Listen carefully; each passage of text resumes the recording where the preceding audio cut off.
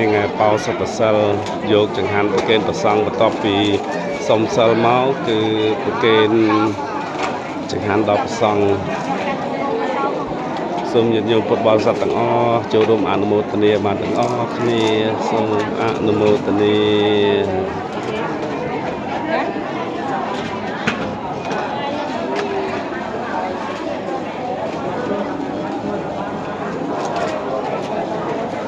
អន្តរសព្ទសម្មានកលាំងសូមគុណពិសេសចំណងជួបមានដល់លោកអ្នកបខੰតសព្ទទេវតាទេវតាទាំងអស់ចូលរក្សានៅអ្នកសព្វពុទ្ធធានភាវេអ្នកដល់ចំណេះពុទ្ធជាម្ចាស់គ្រប់ព្រះអង្គសព្វធម្មមានភាវេអ្នកអត្តភិបនៃពធទាំងពួងសព្វសង្ឃធានភាវេអ្នកនៅភិបនៃប្រសង្ឃទាំងពួងពុទ្ធរੰ